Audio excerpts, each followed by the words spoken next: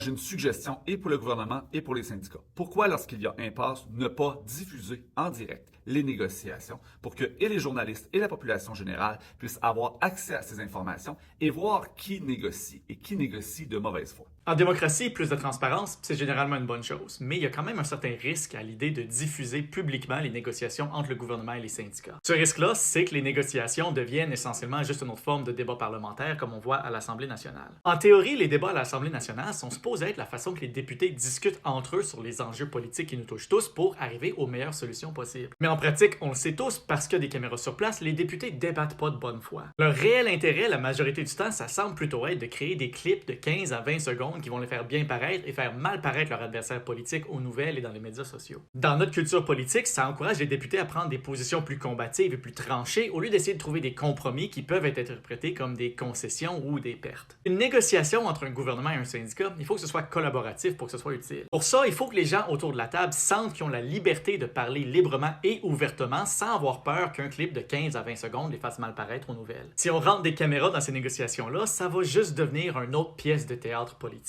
Et comme c'est le cas avec les débats à l'Assemblée nationale, la vraie négociation va se faire en privé derrière des portes closes avant la pièce de théâtre. Mais évidemment, le système actuel n'est pas parfait non plus. Oui, ça peut arriver qu'une partie d'une négociation peut se traîner les pieds et faire semblant de négocier parce qu'ils pensent que c'est à leur avantage de faire prolonger une grève, par exemple. Surtout s'ils pensent qu'ils sont capables de jeter le blâme sur l'autre dans l'opinion publique. Il y aurait potentiellement des façons d'éviter ça sans aller jusqu'à rentrer des caméras et diffuser publiquement toutes les négociations. Par exemple, les parties pourraient se mettre d'accord pour publier à la fin de chaque journée un compte-rendu des sujets qui ont été négociés. Rendu là, ça c'est des idées qui sont spécifiques à chaque négociation et c'est au public et aux membres des syndicats de faire les demandes qu'ils jugent raisonnables.